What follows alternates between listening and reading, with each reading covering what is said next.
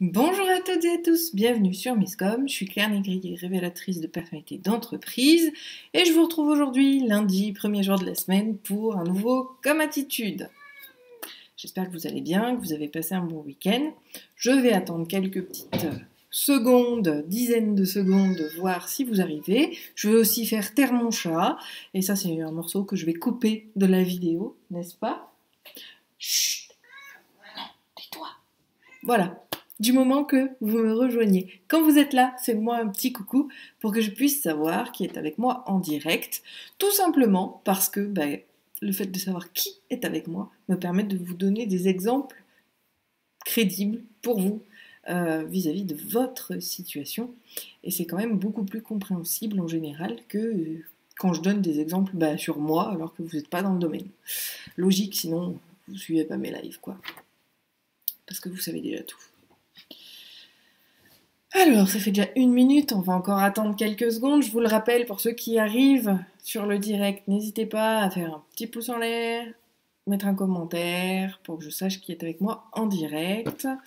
En même temps, je vais aller regarder sur la vidéo là-haut. Si c'est le cas, hop. Et on va commencer dans quelques secondes.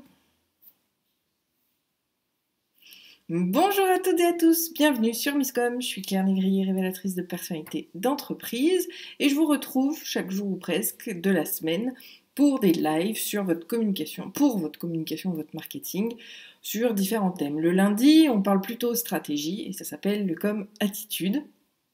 Et cette semaine, j'ai envie de vous parler du sujet que Carole m'a inspiré vendredi pendant le live sur comment être visible. Petit rappel pour ceux qui me rejoignent ou qui regardent simplement cette vidéo, n'hésitez pas à mettre un petit commentaire pour que je puisse savoir qui est avec moi pendant le direct et qui me regarde évidemment en replay pour pouvoir vous apporter des réponses vis-à-vis de votre situation à vous, puisque c'est toujours beaucoup plus parlant de vous prendre comme exemple que de me prendre moi, même si c'est beaucoup plus simple pour moi de le faire. C'est quand même bien de pouvoir vous donner aussi des exemples qui vous ressemblent à vous. Donc n'hésitez pas, même en replay, ça me permettra d'utiliser votre secteur d'activité en exemple sur mes autres lives, bien évidemment. Alors cette semaine, voilà, j'ai pas ma bouteille d'eau, j'ai pas mon café, c'est magnifique, les aléas du direct. On lance comme ça à le wall again, enfin, c'est lundi quoi.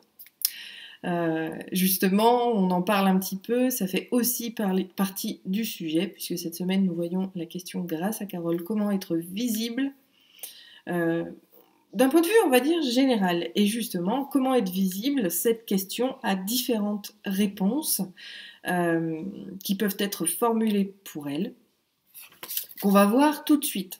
Encore une fois, je vous le rappelle, si vous me rejoignez, faites-moi un petit coucou. Oups. Allez, à du direct, j'ai fait bouger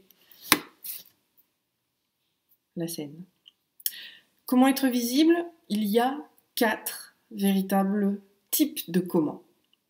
Il y a le comment d'un point de vue de la stratégie. D'accord? Stratégie qu'on va revoir, mais que je vous répète et que je vous rabâche de live en live, d'article en article, de support en support, parce que c'est juste indispensable. Le deuxième comment va être un comment qui veut dire à quel moment. Comment être visible, ça va être quand est-ce que je vais pouvoir être visible. Vous voyez, le comment, il a plein de notions différentes. Il y a également le comment techniquement. Comment je me rends visible? Est-ce que je me mets moi en avant? Est-ce que je mets des images brandées particulièrement? Est-ce que je mets mes produits? Est-ce que je mets mon projet? Est-ce que... Voilà. Le comment, finalement, technique, c'est celui-ci. Et vous avez enfin le comment avec quel outil, quel support de communication vous pouvez communiquer. Donc vous voyez, je les ai recensés, je pourrais probablement, si on gratte et si on digresse, trouver d'autres éléments sur le comment, mais je vous propose aujourd'hui de voir ces 4 comment-là. Alors, commençons par le tout début. Oui, parce que c'est indispensable. Le comment stratégique. Pour rappel, la stratégie de communication, quelle qu'elle soit, d'accord, est toujours basée sur la même structure. On prend un objectif, on identifie une cible, donc un type de personne à qui on va s'adresser. On identifie le message à faire passer et grâce à ces 3 éléments, on va sélectionner le support de communication qui va bien. Donc, j'ai envie de vous dire que malgré tout, le comment stratégique va aussi répondre et être intéressé, et nous intéresser vis-à-vis du comment, quel outil. Donc les deux vont être liés. C'est rigolo puisque c'est le comment du début et le comment de la fin. Mais cette stratégie est véritablement indispensable pour pouvoir savoir où et quand, parce que ça intègre aussi ce quand, vous allez pouvoir communiquer. Donc c'est vraiment quelque chose qu'il faut garder en tête à chaque fois, dès lors que vous souhaitez faire quelque chose d'un point de vue de communication, on reprend ces bases-là, objectif, cible, message, sélection média. C'est la base, tout simplement. Donc en deuxième lieu, le comment, à quel moment. Donc c'est un comment qui veut dire quand. Ce comment-là, il est extrêmement important parce qu'on ne va pas publier, on ne va pas chercher à toucher des gens à des moments où ils ne sont pas présents. Donc le quand va aussi être défini après, suite, plusieurs mots en même temps, des fois ça fait bafouiller. Une fois qu'on a identifié à qui on va s'adresser et que forcément on a regardé quand est-ce qu'ils sont disponibles, où est-ce qu'ils sont disponibles, on va vraiment pouvoir s'attarder justement à quel moment je vais pouvoir communiquer.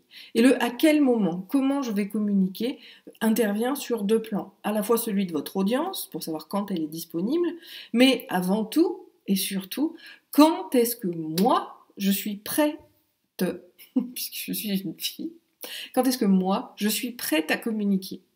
Quand est-ce qu'on est prêt à communiquer ? Bien évidemment, on a commencé à le voir un petit peu vendredi, la question était introductive finalement.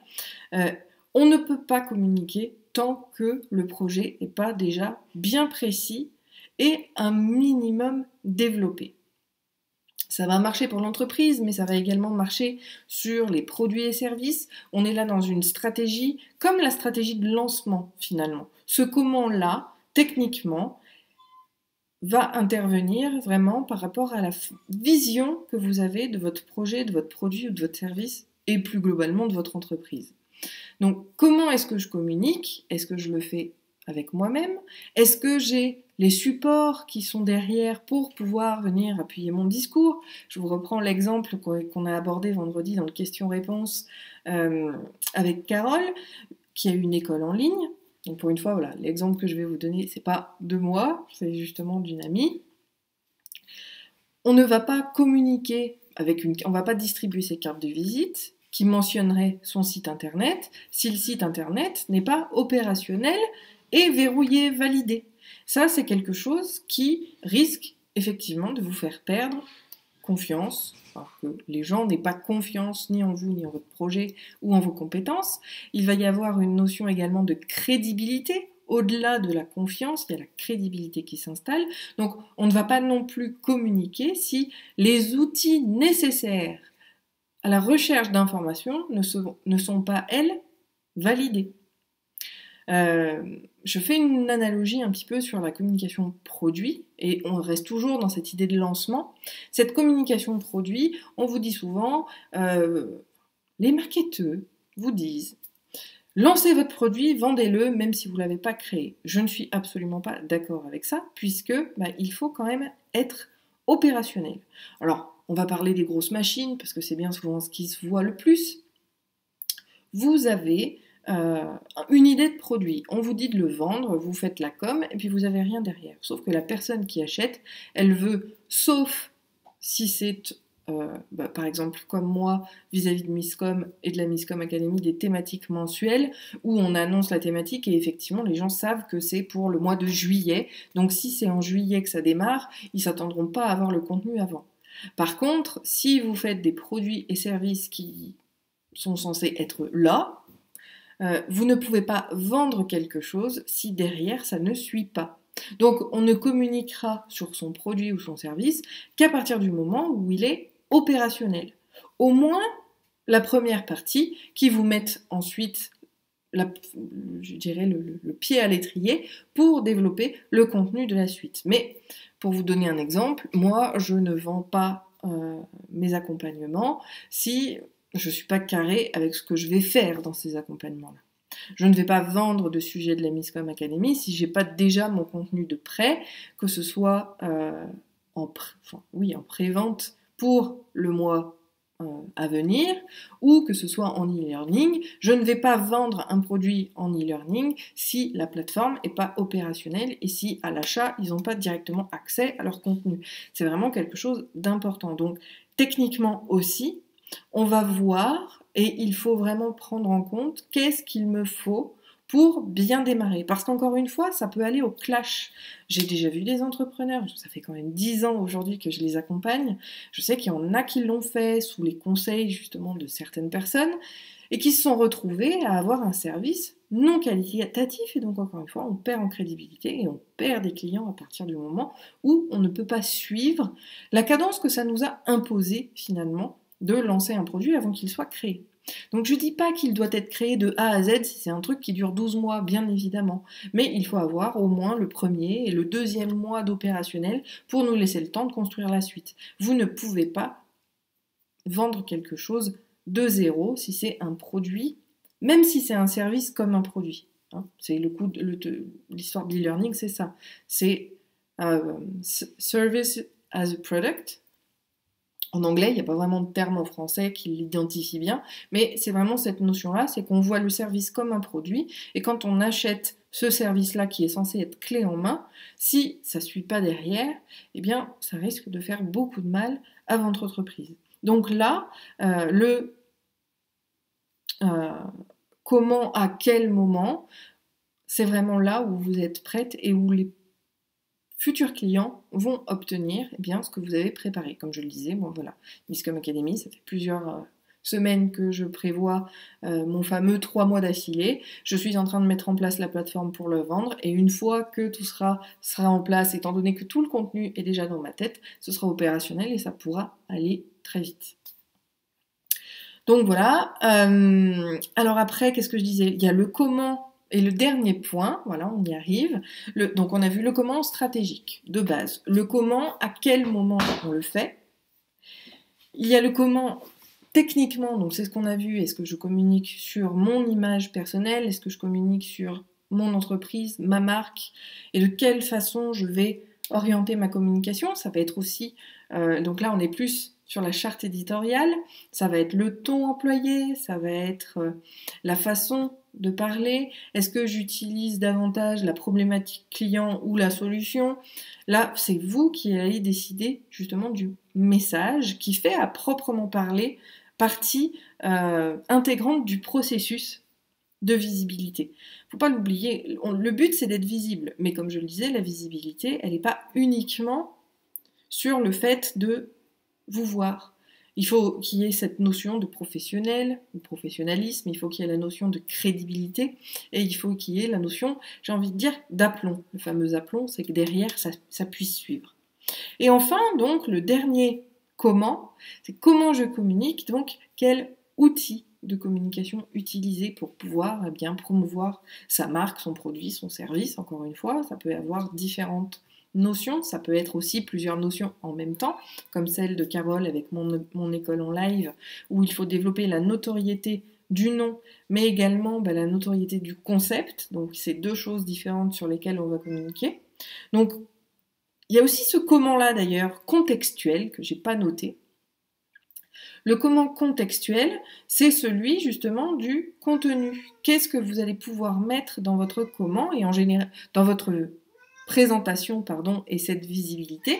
Et ça va être quelque chose d'essentiel également et à ne surtout pas faire. Excusez-moi, j'ai encore Fino qui vient nous embêter.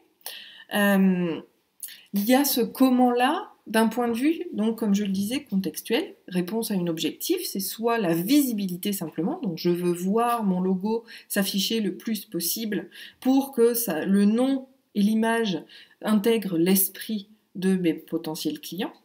Il y a également le comment, la présentation en tant que telle du sujet et du projet, du produit ou du service.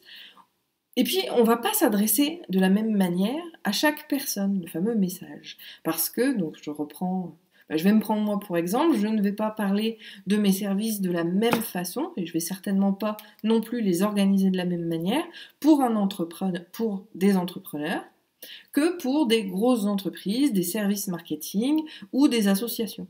Je vais le présenter de différentes manières parce que l'apport que moi je veux donner et les compétences et les objectifs que recherchent les annonceurs, donc les clients potentiels, ne sont pas du tout les mêmes. Les attentes sont absolument pas les mêmes et il faut vraiment orienter ce message en fonction des attentes. Et donc vient à la fin, bien évidemment, la notion des outils, comment je communique, quels outils je vais utiliser pour communiquer. Alors là, on en revient à la bonne vieille stratégie, puisqu'on a identifié un objectif, une cible, un message. Puisqu'on connaît notre cible, on sait à quel moment et où le trouver. En fait, cette notion de où, elle intègre cette notion de support. Donc, où est-ce qu'on va pouvoir communiquer pour toucher notre cible? Eh bien, c'est l'étude de ces cibles-là, le fameux persona, qui va nous permettre de savoir exactement sur quel outil communiquer. C'est la sélection, la fameuse sélection média ou non-sélection. C'est là tout l'intérêt justement de justifier la non-sélection également, parce que pour aller plus vite, des fois, voilà, dans le lancement, on se dit tiens, ce serait pas bien, mais si on a une checklist de choses qu'on ne veut pas faire en se remémorant le pourquoi, ça va toujours beaucoup plus vite et c'est beaucoup plus efficace à faire. Donc, sur quel outil de communication on va pouvoir communiquer? Eh bien, c'est forcément là où va être votre audience, d'accord? Donc si c'est sur Facebook, c'est sur Facebook, comme on l'est sur Misscom. Si c'est par email, c'est par email. Si c'est sur Twitter, ce sera sur Twitter. Si c'est sur Instagram, c'est Instagram. Alors, il y a aussi une notion, au-delà de la notion de présence, il y a une notion de pertinence. Je reprends l'exemple de Carole. Encore une fois, si vous êtes avec moi, n'hésitez pas à me mettre un petit commentaire, que je sache qui est là. Comme ça, je prends votre activité en exemple et ça peut être plus parlant pour vous qui êtes en direct avec moi. Si je reprends l'exemple de Carole et son école, Instagram peut être très sympa à intégrer parce que ça met l'image, c'est quelque chose de rapide, on fait ça rapidement sur le téléphone. Mais est-ce que ça répond aux besoins de crédibilité d'une école? Je ne suis pas convaincue. Est-ce que ça répond aux attentes des utilisateurs? C'est-à-dire, est-ce que les Instagrammeurs qui qui sont sur ce réseau-là ont tendance ou vont aller suivre ce type d'entreprise sur ce réseau social? Je vous pose la question. Rien n'est tout blanc, rien n'est tout noir, vous le savez, je le répète assez. Donc je ne pourrais pas vous répondre que c'est le cas ou que ça ne l'est pas. Ça dépend vraiment de l'étude vis-à-vis de ça. Et en général, une étude justement concurrentielle vous permettra de voir si il y a des écoles, pour reprendre l'exemple de Carole, s'il y a des écoles qui utilisent Instagram, et on regarde un petit peu ce qu'ils font, quel type de publication ils vont faire sur leur mur et combien ils ont de followers. Si finalement les followers sont d'une centaine, c'est peut-être pas forcément le plus probant. L'idée, c'est de voir l'efficacité d'un support de communication qui a différentes notions, celle de visibilité, mais celle d'engagement également qui est très importante. Si on a de la visibilité mais qu'il n'y a personne qui réagit et qu'il y a peu de followers sur un compte, et là c'est pas seulement sur Instagram, ça va être sur tous les réseaux sociaux, alors je suis pas convaincue que ce soit le plus pertinent possible. Par exemple, pour l'école de Carole, je pense davantage à Pinterest parce que les parents sont davantage sur ce réseau-là. Est-ce que s'adresser aux jeunes directement, c'est très pertinent ou pas? Je suis pas sûre que, notamment sur les réseaux sociaux, puisque c'est quand même le réflexe le plus puissant qu'il y ait aujourd'hui en marketing. Est-ce que les réseaux sociaux vont réellement être une bonne opportunité pour une école? En termes de recherche de visibilité, encore une fois, l'objectif du sujet et le sujet de la semaine, c'est la visibilité. Je ne suis pas sur la gestion de clients, je ne suis pas sur l'animation de communauté d'un point de vue intérêt, je suis juste sur la visibilité. Et en termes de visibilité, les réseaux sociaux, bien souvent, sont pas suffisants pour gagner en visibilité. Mais ça, voilà, je ne peux pas faire trop de raccourcis, comme je vous le dis régulièrement, c'est pas tout blanc ou tout noir, c'est vraiment l'étude d'opportunité qui pourra le définir. Mais voilà, donc les 4 façons d'être visible. Comment être visible? C'est en 4 points. Le comment stratégique, le comment à quel moment, le comment technique, est-ce que c'est moi ou quelle est l'image que l'on veut transmettre. Donc ça, c'est ce que j'appelle le technique. Et le comment, quel outil de communication va être pertinent vis-à-vis de ma situation. Donc c'est ce qu'on aura vu aujourd'hui dans le live. Si le sujet vous a intéressé, n'hésitez pas à mettre un petit pouce en l'air à cette vidéo. Si vous m'avez découverte et que vous appréciez, n'hésitez pas non plus à liker la page, vous abonner à la chaîne et dans les deux cas, cliquez sur la sonnette pour recevoir les notifications. On revient demain sur un autre sujet, donc de la thématique de la semaine, comment être visible. Si vous avez des questions, n'hésitez pas non plus. Vous avez les commentaires, vous avez le message privé sur Facebook et également le mail à j'apprends@miscom.fr pour pouvoir me donner vos idées, vos questions et que je puisse les traiter directement dans mes lives cette semaine vis-à-vis du sujet comment être visible de manière globale. Je vous souhaite un très bon appétit, une très bonne journée. Je vous retrouve demain pour la suite. Je ne sais pas encore, pour ça que je ne la donne pas. Je ne sais pas encore ce que je vais vous présenter vis-à-vis du thème, mais justement, surprise demain. Stay tuned et on se retrouve demain. Très bon appétit, très bonne journée. Bye!